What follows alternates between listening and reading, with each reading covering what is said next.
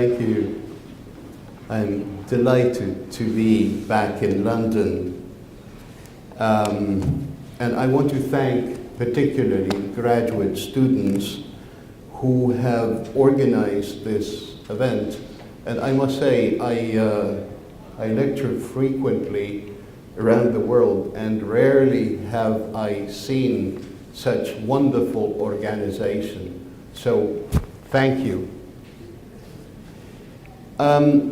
The subject of tonight's talk was given to me by Legion. She suggested that I discuss the subject of language and the importance of language. Well, it's a vast subject that would have taken me many, many years and several books to write about, and still I would not have reached the core of the question, what is language? So I decided to narrow it down with a slightly tongue-in-cheek title, Don't You See What I Mean?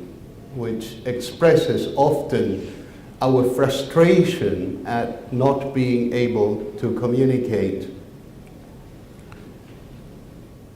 Nobody heard him, the dead man, but still he lay moaning. I was much further out than you thought, and not waving, but drowning. Poor chap, he always loved larking, and now he's dead. It must have been too cold for him, his heart gave way, they said. Oh no, no, no, it was too cold always, still the dead one lay moaning. I was much too far out all my life, and not waving, but drowning. The British poet Stevie Smith wrote these lines in 1957, and ever since I first read them so many years ago, they have echoed a question that has always troubled me. How can we communicate clearly what we really mean? How can we read properly what someone else is trying to communicate to us? How, if we cannot understand the meaning clearly, can we respond to someone else's demands, and how can we expect someone else to respond adequately to ours? How can we be good citizens in a society in which we don't know who is waving and who is drowning? Sometime in the 13th century, somewhere in the first book of his vast Summa Theologica, Thomas Aquinas noted that the limitations of human law are such that virtuous acts cannot be demanded of a citizen except in a very superficial way, and that to insist on intrinsic conditions of virtue is beyond the power of civilian rulers. According to Aquinas, society functions according to its founding legislation, and while it can demand a certain virtuous social conduct from its citizen, and certainly must punish them in case of them disobeying this demand, it cannot oblige them to be virtuous in any profound sense of the word. Within the defining walls of our society, we relate to one another constrained by rules and regulations, but no rule and no regulation can make us more generous, more merciful, more friendly, more helpful. Such virtues depend on other things. Society, like everything else created by human beings, is a product of the imagination, the material realization of something that comes into conceptual being as a possible solution to the question of how to live together. We imagine the world in order to experience it in the mind before we experience it in the flesh. We imagine a system of communal living before we set up governments and define frontiers. These activities are in constant fluctuation at the same time that we build what we have imagined. We imagine alterations to those buildings, which in turn must be reimagined. If a government, for instance, imposes censorship on what we read, well, we lobby for a law that will grant us the right to free speech. If free speech is abused, for instance, in order to incite racial or sexual violence, we put forward regulations that refine the meaning of free speech. If those regulations are used to curtail criticism of government politics, we find means of debating the fair use of such regulations, and so on. We exist as a society in the tension between obligation and choice, between limitations and rights, between what we must do and what we can do and can't do. In French, there is a very useful word, imaginaire, that defines the vocabulary of images, symbols, dreams through which a person or a group of people reads the world. Laws and notions of freedom, mythological and literary imagery, memories of migrations and settlements through space and time, symbols and emblems, all make up this patchwork of our imaginaire. But in order for these to serve as constructive elements, they require a verbal translation from imaginative and material shards into verbal fragments. This translation, because it is a translation, the act of carrying something from one place to another. So this translation lies at the very commencement of every one of our enterprises. More or less lucid, more or less outspoken, we are creatures of language. Reading animals, we can be defined as reading animals that mirror in our perceived kaleidoscopic identities and whatever our belief, the opening injunction of the Gospel of John. In all our beginnings are words. Now, I have said in all our beginnings, but in fact, our many plurals are ultimately singular. What is it then that drives us from this fortress of ourself to seek the company and conversation, to communicate with other beings who roam about in the strange world we live in? Why do we have societies at all? Well, a very wise man, Plato, invented the myth about the original humans having a double nature that was later divided in two by the gods. A myth that explains, up to a point, our search. We are wistfully looking for our lost half. And yet, embraces and debates, assemblies and contact sports are never enough to break through our conviction of individuality. Our bodies are like burqas, shielding us from the rest of humankind. And there is no need for the hermit Simon Stylites to climb to the top of his column in a desert in order to find himself isolated from his fellows. We are condemned to singularity.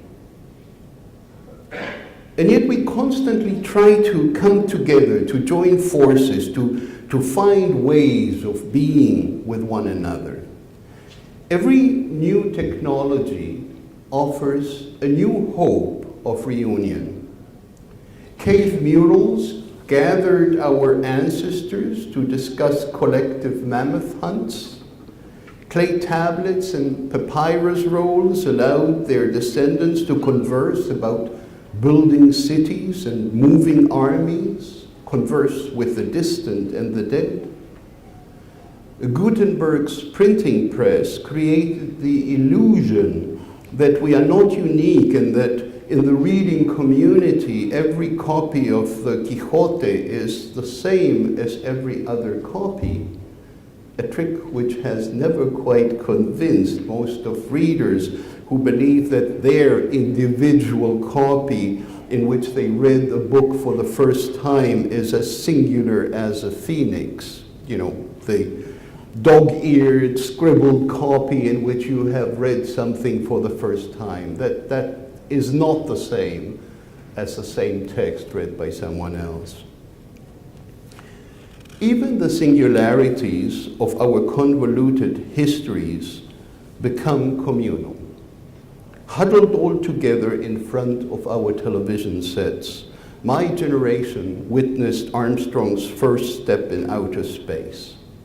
Huddled all together in front of a computer screen, my children's generation witnessed the discovery of the Higgs particle in a remarkable documentary called Particle Fever. Not content with being part of that countless contemplative crowd, we have dreamt up electronic devices that create and collect imaginary friends to whom we confide our most dangerous secrets and for whom we post our most intimate portraits. The consequence of this anxiety to overcome our individual feelings of isolation is that at no moment of day or night we are inaccessible. We have made ourselves available to others in our sleep, at mealtimes, during travel, on the toilet, while making love, when the tremor of pleasure is confused with the pulsing of our iPhone. We have reinvented the all-seeing eye of God. The silent friendship of the moon is no longer ours, as it was for Virgil, and we have dismissed the sessions of sweet silent thought which Shakespeare enjoyed. Only through old acquaintances popping up on the web do we now summon remembrance of things past. Lovers can no longer be forever absent or friends long gone. At the flick of a finger, we can reach them and they can reach us. We suffer from the contrary of agoraphobia. We fear not being surrounded by a crowd. We have become haunted by a constant presence. Everyone is always there.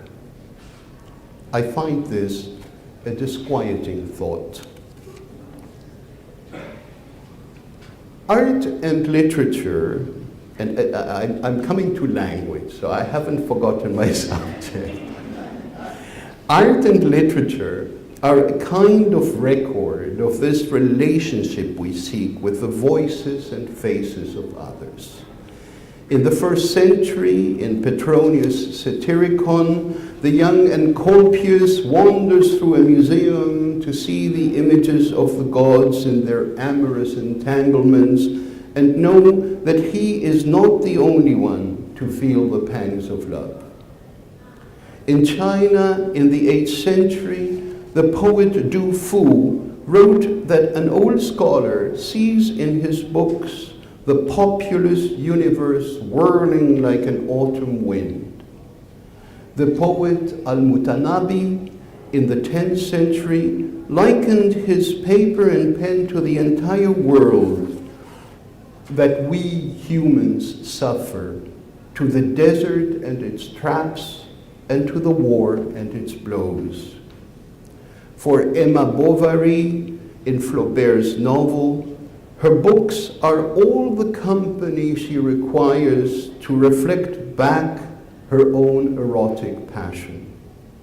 For Captain Nemo, 20,000 Leagues Under the Sea, his library holds the only human voices that he believes deserve to be spared from destruction.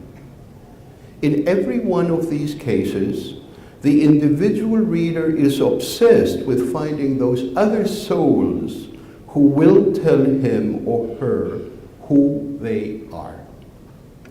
The search for others to play with, to text, to email, to phone, to Skype, establishes our identities. We are, or we become who we are, because someone else acknowledges our presence. The motto of our electronic age is Bishop Berkeley's, who in the 18th century famously declared, "To be is to be perceived." But this search, like all human endeavors, has its limits. The fifth edition of the Diagnostic and Statistical Manual for Mental Disorders, the DSM, published in 2013 by the American Psychiatric Association, lists internet gaming disorder as a pathology that leads to, quote, clinical significant impairment or distress, unquote. What Al-Mutanabi would have called melancholy, and Goethe's Dr. Faust calls the withering of the heart, the DSM calls depression, associated to withdrawal when the technology breaks down, and a sense of unfulfillment when it fails to deliver. The end result is the same. However hard we try, all our efforts to be with others, to be understood and recognized by others fully, absolutely, happily, ultimately fail. Aldous Huxley, in The Doors of Perception, has this to say: we live together, we act on and react to one another, but always and in all circumstances we are by ourselves. The martyrs go hand in hand into the arena, they are crucified alone.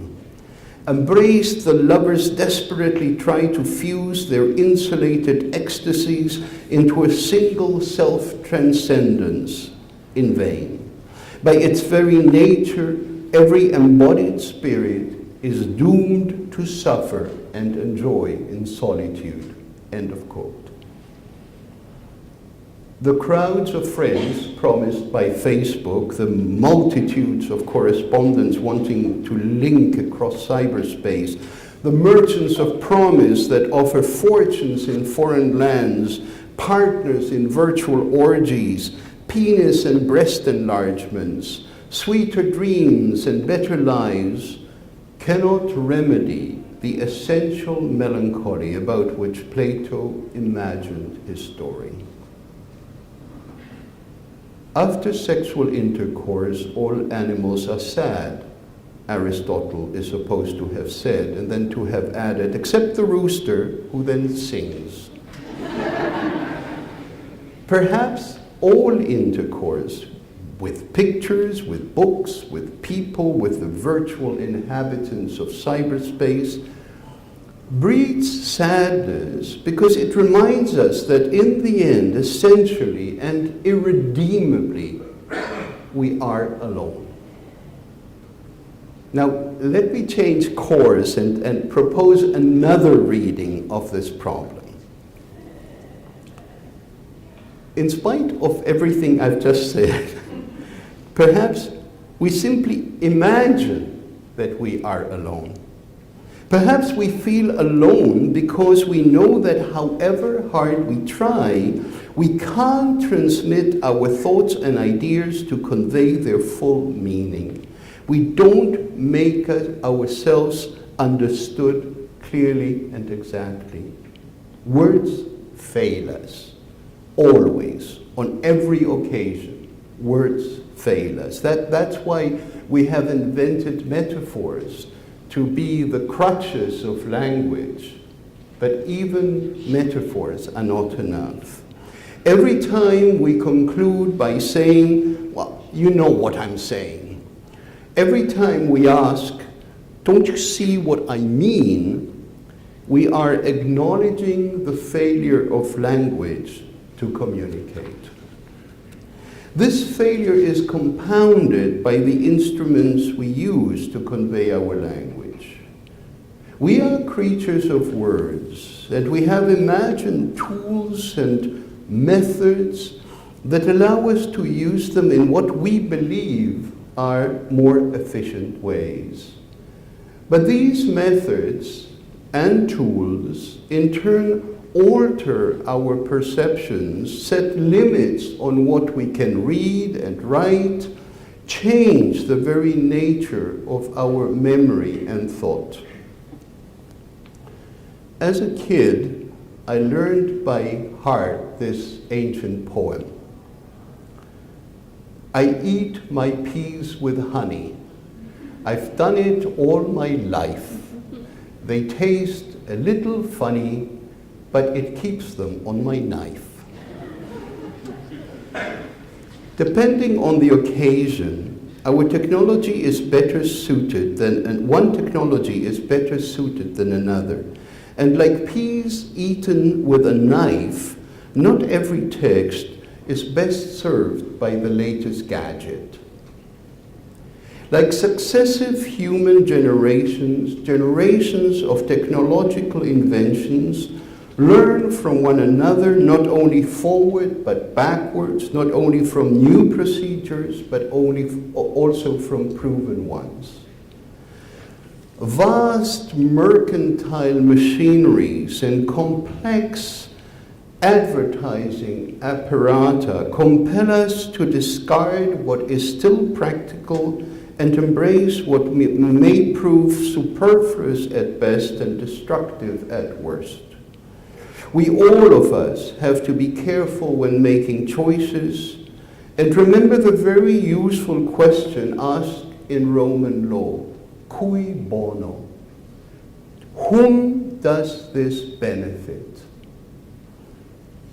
You see, we are constantly being told that the electronic program that we're using is antiquated. We have to update it. That the computer we're using no longer can serve us as it should.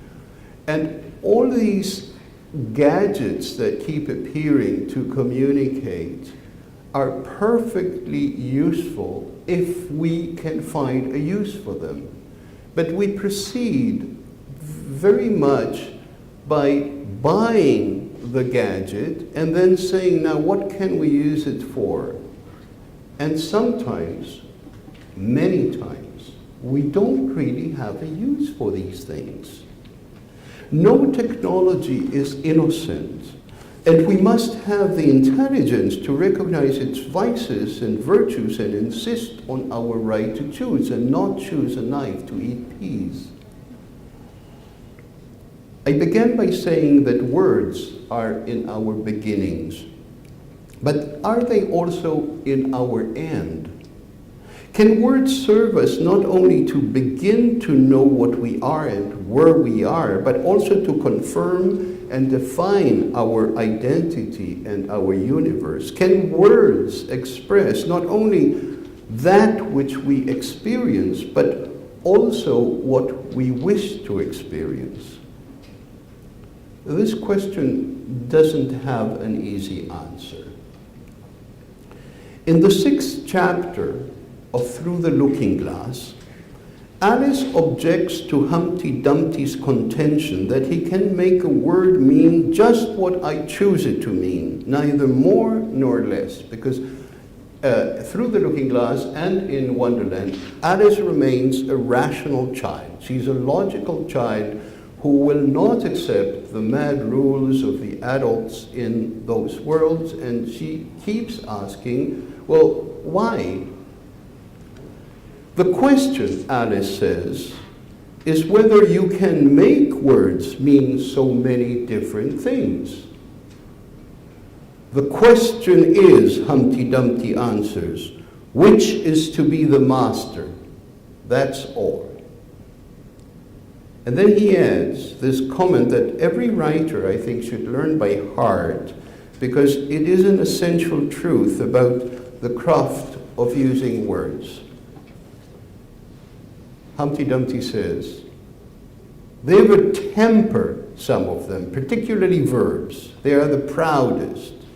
Adjectives you can do anything with, but not verbs. However, I can manage the whole lot of them. Impenetrability, that's what I say. Alice, who is always the reasonable girl, asks Humpty Dumpty to clarify the meaning of that word. What do you mean by impenetrability?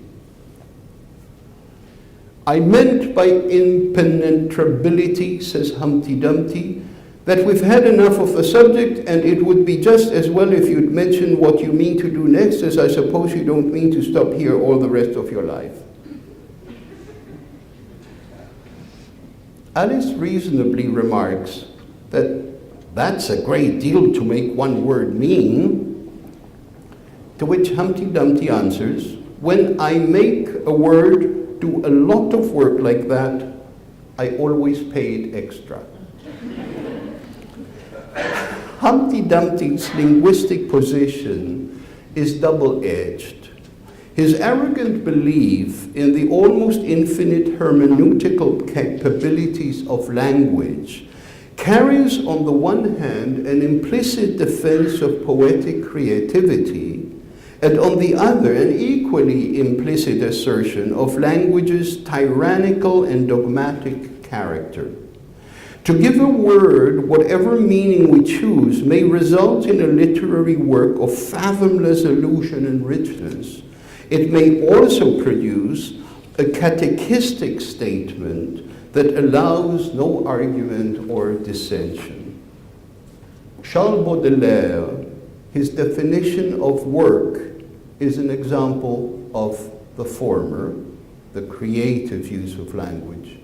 Work, he wrote, is the salt that preserves mummified souls. The sign above the gates of Auschwitz, Arbeit macht frei, work sets you free, is an example of the latter.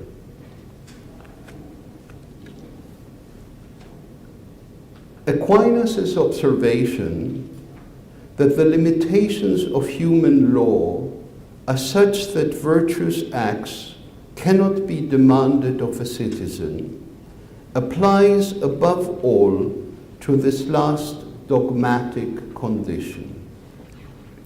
The language of the law, incontrovertible by definition, though subject to change within its own parameters, is essentially totalitarian.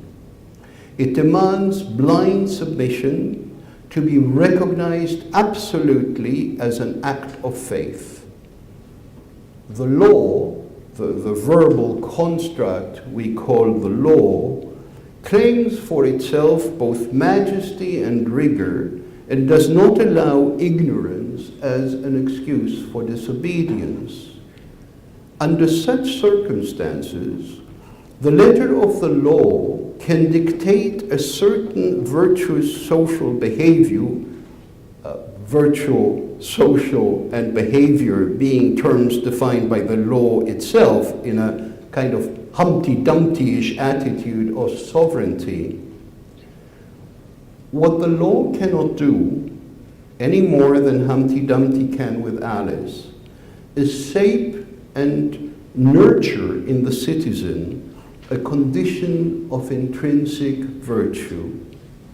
Such understanding of who we are and what we might be at our best and worst, what our responsibilities are to anyone else and what anyone else's responsibilities are towards us, can, however, be learned by considering the other meaning of Humpty Dumpty's stance, the creative uncertainty of language itself.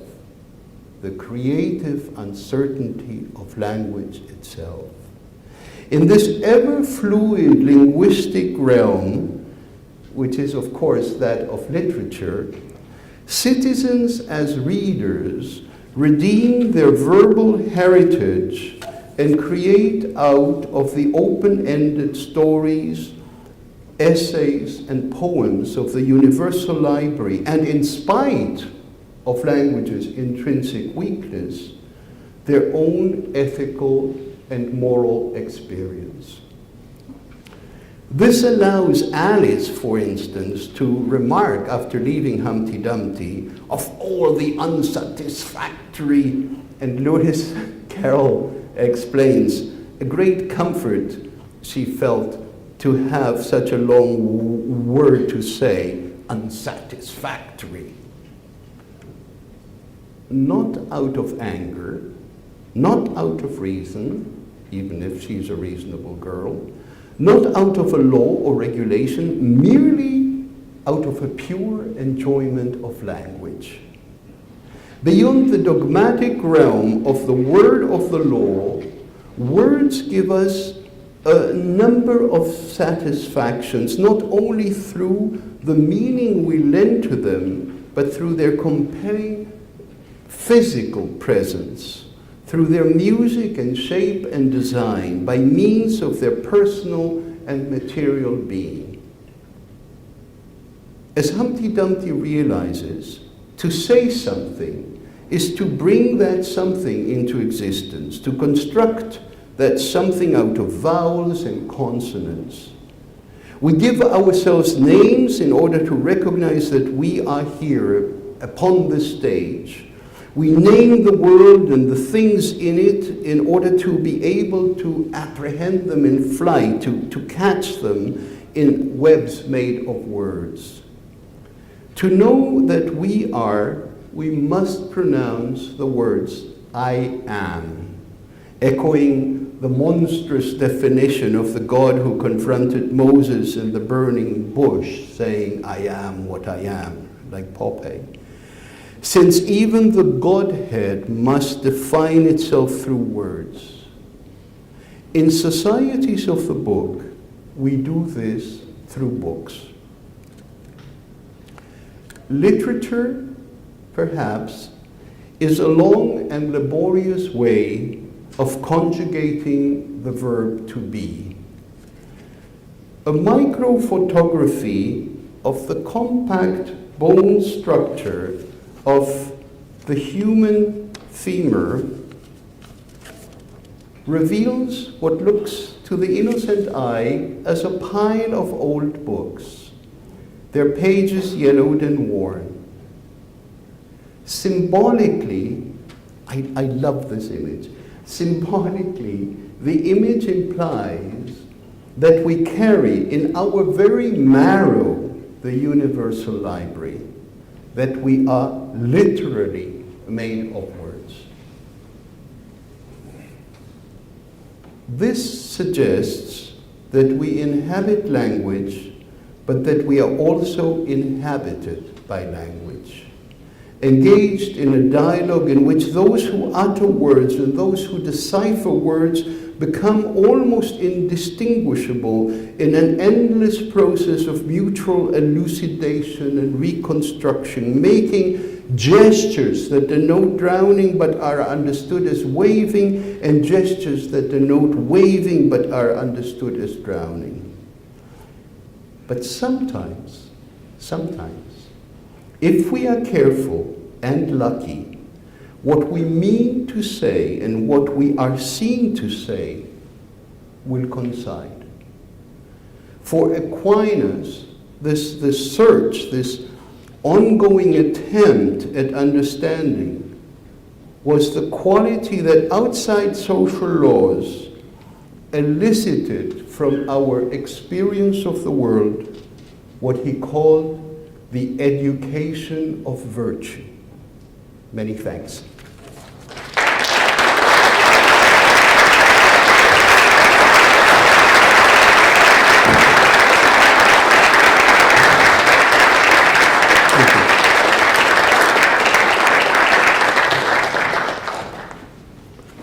So I was asked if I would take questions, and I'd take questions if there are questions. I can probably help moderate that. I think we have, or we're going to be getting a microphone, but also the acoustics are pretty good. So if someone wants to start with a question, just put your hand up and we'll go from there. Right over there. Oh, okay.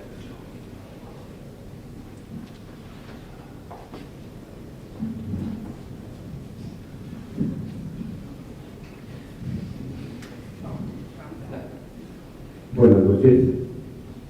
Can I speak in Spanish? No, maybe not. Alberto Manguel was born in Argentina. I was born in Colombia. A better place. We both chose to come to Canada. And Mr. Manguel went to France and he seems to live in a fantastic castle with 30,000 books. I'm coming back to Canada. You're coming back.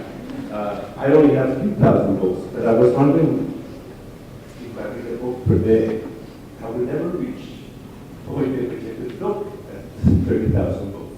How do you manage? I don't. There are many, many more people in the world that you will ever meet or even speak to. There are more things to eat in the world that you would ever taste, and there are many more books in the world that you would ever open. However, I'm certain that I will not read the 40,000 books in my library, but every book that comes into my library is opened.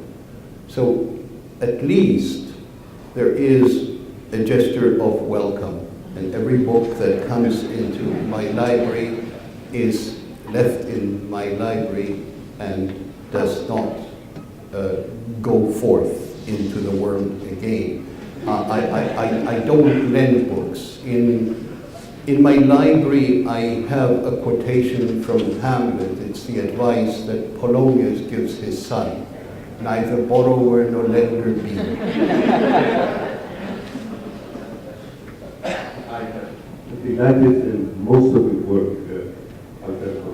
Thank you. And the television series on the history of reading is extraordinary.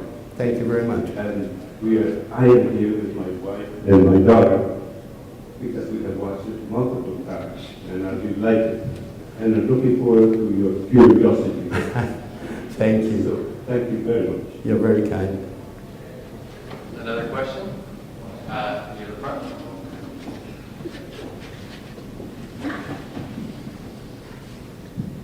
Thank you very much, sir. That was wonderful. I have a riddle for you, sir. My favorite phrase out of the book of John was when, in the beginning there was the Word, and the Word was God. Well, I thought, okay, depending on the inflection, the Word was God, as opposed to the Word was God. Yes. I was wondering if you could comment upon the riddle. Well, I wouldn't dare become a theologian on the spur of the moment.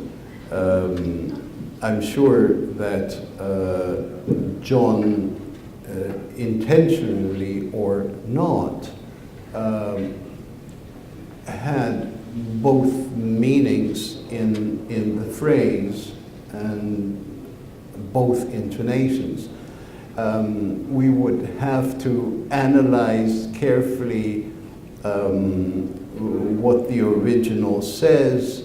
But I think that the understanding that speech, word, language is at the beginning of creation, whether it is the creation of an author with a capital A or an author with a small a, is always true. We are, as I said, reading animals because we look at the world thinking that it will tell us a story, and at the same time that we create the story that we think that we are reading.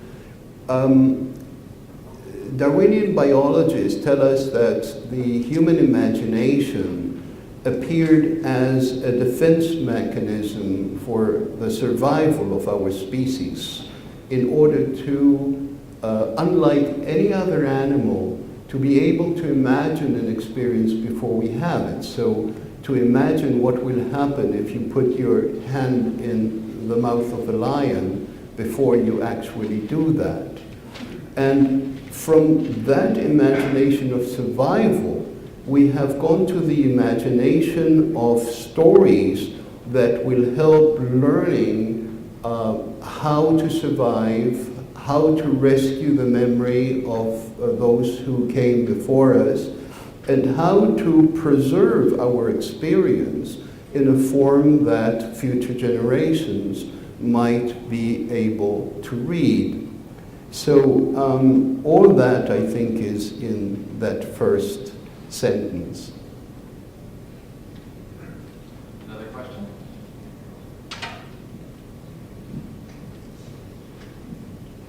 Hello and welcome. I apologize in advance for this, but I simply can't resist asking this question of someone who has so many books. Who is your favorite author, and what is your favorite book?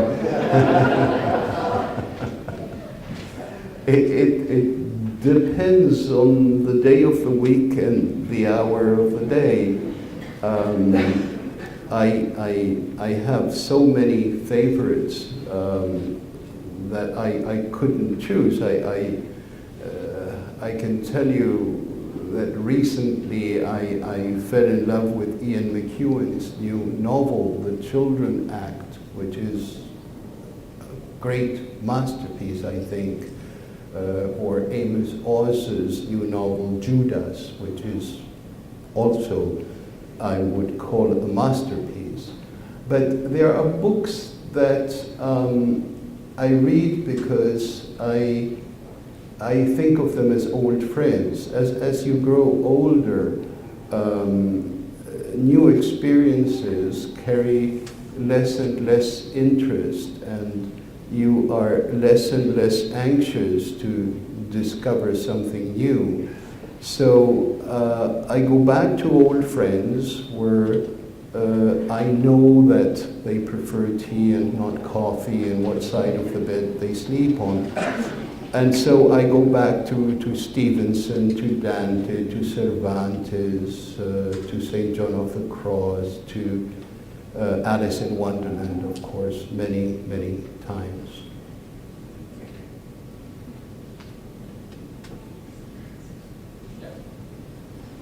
Yeah, I can probably just speak. I'm just wondering when you were speaking about technology and how we don't necessarily know how to use it, but we buy it. And so I was thinking in the future what the evolution of language would be like. So we think of humans as we've evolved, and our languages have evolved with that. So what do you think that the future of language may hold? There are two questions in your question. One relates to the technology, and this is a question that comes up often for such a long time now that the technology that we call new is far from new. It's a technology with which at least 2 generations, if not 3, have lived, and for whom the existence of a computer is as trivial as a bicycle would have been for mine. I think that there is a problem in anthropomorphizing technology, in saying that a computer or a virtual gadget or some electronic form of that technology does this or that. It does nothing.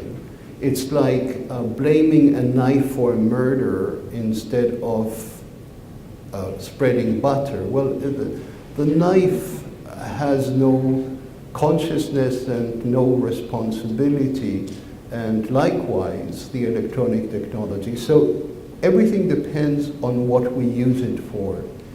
And of course, there are thousands and thousands of people that know how to use that technology, use it very well, do marvelous things with it. But there are many, many people who use the technology simply because it's there. And if you were to question them about why,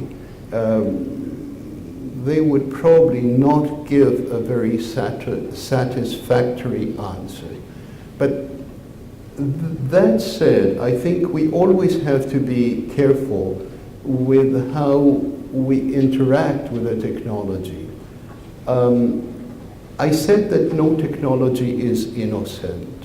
And if you, in literature, in reading, if you read a printed book in a beautiful folio edition, or if you read it in a tattered paperback, if you read the manuscript of a Tennyson poem, or you read it on the screen, they are not the same acts, and therefore the text is not the same. And this is something that we have to realize. I can go to great length on this subject. There is a French scholar, Françoise Dupont, who has written a book called The Invention of Literature, where she makes clear up to what point what we read as Greek or Latin literature is not Greek or Latin literature. It's the text that we have collected and that we read as text, but that those texts existed within a performance, a ritual, a space, with intentions that are not ours, and she compares it at some point to reading an opera libretto without the music and without the performance. So we have to be conscious of those things. The second part of your question regarding language evolves. When a language doesn't evolve, it dies. And language changes according to our needs, which is why rules set up by academies and so on are very foolish, because it's like ruling that the grass should only grow up to a certain height. The changes of language define a society. And so in a society where the memory is entrusted to a machine and communication is restricted to what can fit in a tweet or in a message, runs the risk, I don't say that it will happen, runs the risk of becoming impoverished. I know, for instance, that the English language has become impoverished because it has become a lingua franca of the technological world. So in order for English to be spoken and understood in Korea, in Argentina, in Mexico, it needs to be simplified somehow. And I think, I can't prove this, I think you can see this in the level of readership. Speaking of Ian McEwan, who I mentioned, one reviewer criticized his book by saying that it was too well written. Now, I know what the reviewer meant. You, as a reader, you had to follow a structure, a narrative structure, and a use of vocabulary that was very precise and perhaps demanding. But difficulty is not necessarily a negative value. As a child, as an adolescent, I loved things that were difficult, and I loved them because they were difficult. And something that was, in my mind, too simple didn't interest me. And I think this is the case with most of us, except that we are told that the values of our society should be what is quick and what is easy. And the result is that you begin to value that which is superficial. And when language remains on the surface and isn't allowed to dig deeply, then it can communicate nothing but that which remains on the surface. And we become impoverished. But this is not to say that it will happen. Any other questions? Yeah. I don't think I need the mic. Okay. This is perhaps a little bit of a provocation, but you cited Plato as a wise man, and of course, in the Phaedrus, Plato spoke about books very much as you're speaking about computers as a kind of memory device that impoverish communication. Yes. And you yourself also mentioned that up until a certain point, what we think of as literature is not at all literature, but what's a performed Yes. art that you had to experience in connection Yes. with other people. Yes. So I guess I would just ask for you to respond to that particular observation. But the passage in Plato you refer to is the passage where Socrates invents, or Plato invents, a myth of the origins of language, and the god Thoth comes and offers the pharaoh a number of gifts, including the gift of writing, and the pharaoh rejects it because he says, if my people have this tool, this technology, they will not practice their memory. Their memory will become impoverished. And this is absolutely true. All these tools impoverish memory, and we have a dialogue that begins perhaps with Plato but carries on throughout St. Augustine and Petrarch and so on, discussing how do we preserve memory, our memory. What is the difference between memorizing and remembering? Writing or a computer can memorize, but it can't remember. Remember is an active verb. It does something with that memory.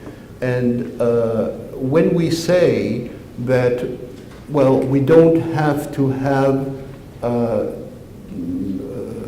mental knowledge of a subject or books, because we can always refer to the memory of the computer, we are delegating this essential function without which we can't live. We can't live without memory.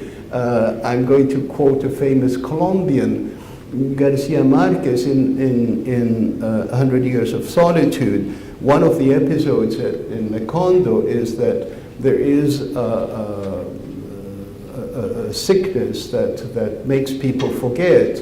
So people go around the village putting labels on the cow saying this is a cow, it gives milk, if you mix it with coffee, you have milky coffee and so on. Because you cannot have a society if you don't have language, and you cannot have language if you don't have memory. This is one of the tragic aspects of Alzheimer's. But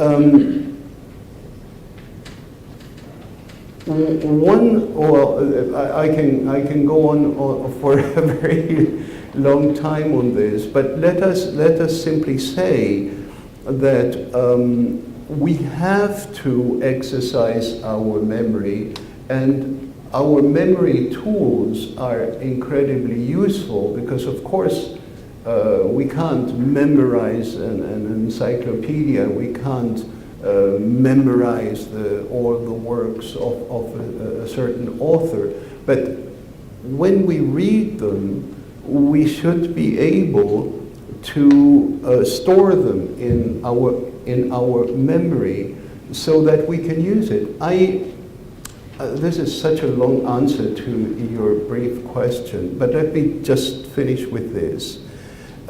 Just over a year ago, I had a stroke, and for a time I lost the ability of putting my thoughts into words. It was an extraordinary experience, very, very interesting for me, because I, who always believed that you couldn't think without words, found myself thinking without words. And what was I doing? What were those thoughts that would come up and I could not utter them? This said, in order to know the extent of the damage, I spent the first night and some other nights reciting to myself the text that I knew by heart in various languages. And it was such a gift that my memory was giving me. It was as if someone, myself, were reading to me these texts that I loved, and sometimes texts that were rubbish that for some reason I remember. But it proved to me up to what point that is useful, that we cannot be who we are without our memory.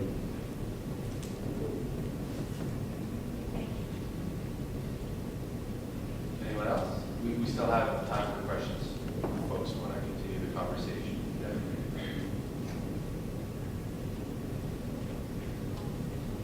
Going once.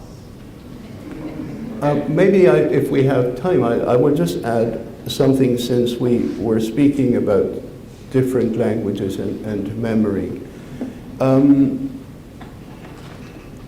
One of the keenest forms of reading is translating.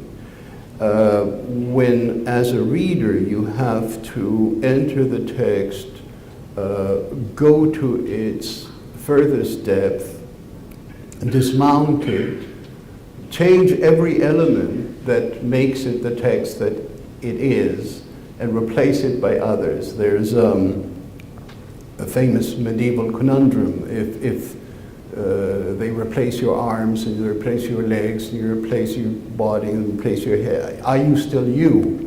But you can say the same thing for a translated text. If you take away the original words, the original grammar, the original syntax, the original music, the original tone, the original cultural context, are you left with the same text? Can you say that the Quixote in English is the Quixote?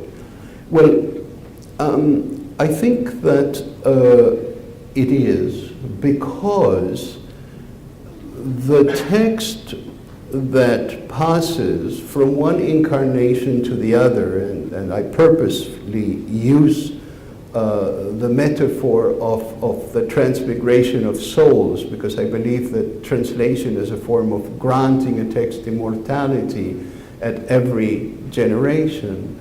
When the translator does this, the translator is preserving the memory of the text. That thing that I was not able to put into words and that comes up as a thought transformed into language by the original author can be taken as a thought and given a different body by the translator. And it is such an extraordinary act of magic, and it depends, I think, on the memory of the text. Thanks for the question. Some of it earlier, in history of reading, you talked about the emergence of silent reading. Yes. And I was thinking about what you said tonight about solitude in all of us. You feel that reading is somehow a lesson in how to live that solitude. What kind of is the solitude in the text? Is it in others? Reading, like other acts, I think is performed in solitude, but then becomes communal. Not always, but usually. The reader who is immersed in the text, in what Keats called an amorous space created by the reading, emerges from that space transformed with the urge to share, to grab a friend by the lapel and say, you have to read this. And then you go from that act of solitude to an act that is communal, and that act that is communal becomes solitary again when your friend goes and reads. Silent reading, which became common in the 9th century, gave us the possibility of confirming the solitude of the act.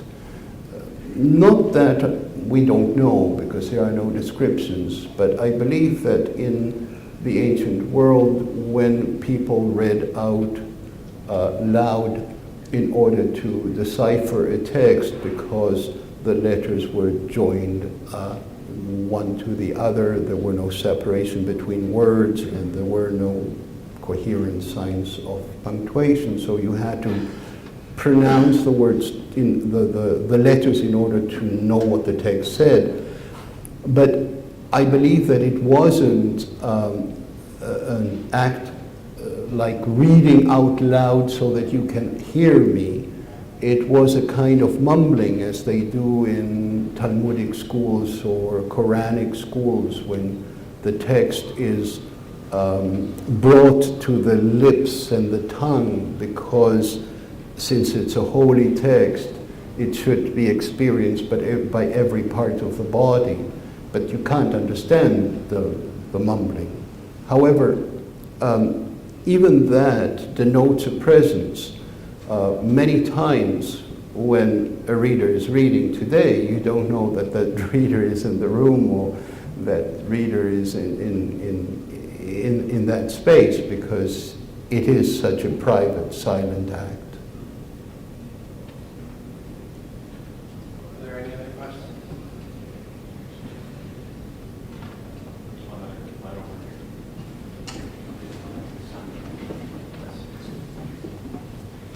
We'll make this the last question, and then I'll say a couple of things, and then we'll go to the reception.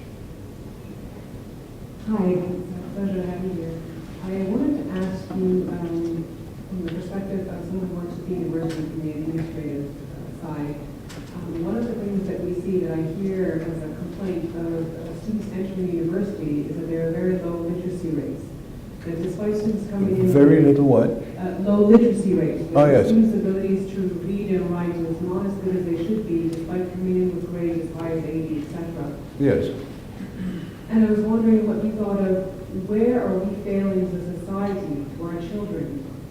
What can we do to improve this?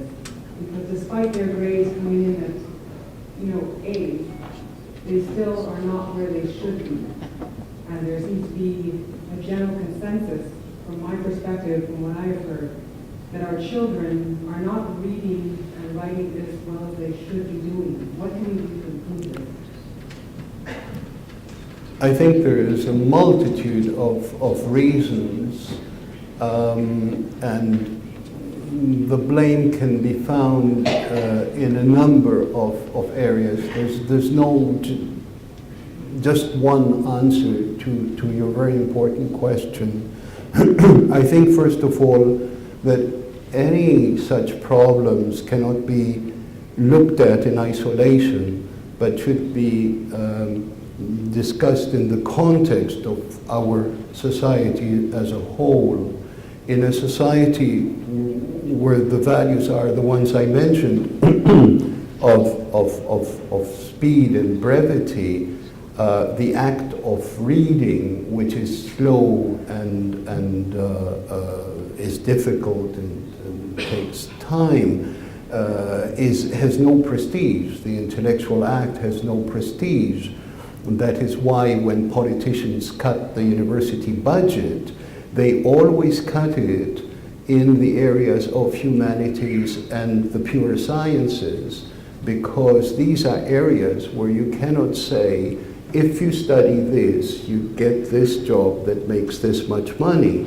A friend of mine who went to see David Cameron in England to discuss just that got so irritated that he said, electricity, what was not discovered to make electric bulbs. We need to have education centers that are absolutely gratuitous. Gratuitous in two senses. I think that it's an abomination that we charge people for education. Students' loan are an abomination that should be discarded. This society should pay for the students to study and not force students into debt just because they want to be whole citizens. So that's one question. The other question is that our education centers, by and large, have become from places where the imagination was trained to roam free into places of training for offices, training for factories, training for whatever jobs the government has in mind to make money. So that is another abomination, the result of which is that the skills, the intellectual skills that depend on reading and writing are neglected. On the other hand, in another area, and there are many hands here, in another area, in what is called the book industry, which has become from the making of books to the industry, there are policies to not produce literature, but to produce objects of consumption. So novels have to follow certain formulas so that they will sell, which they never do because there is no formula for these things. And in the area of children's literature especially, the writing has been transformed by the editors who mold this from interesting texts that taught the child about language, about the world, but above all to think for him or herself, into sound bites, texts that speak down to the child and don't encourage the child's intelligence or curiosity. We exist in societies that educate us in stupidity because we are in societies that are consumer societies. And there is no such thing as an intelligent consumer. So I hope that in part that answers your question.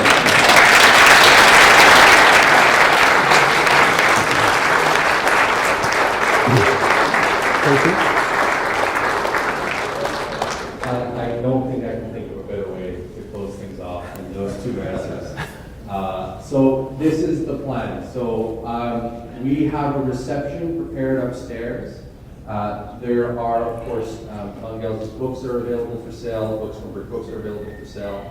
There is going to be an opportunity to get, and Manguel has graciously agreed to sign some books, but there'll be a moment before that's all made available. But I encourage everyone to just come upstairs and relax, enjoy the reception.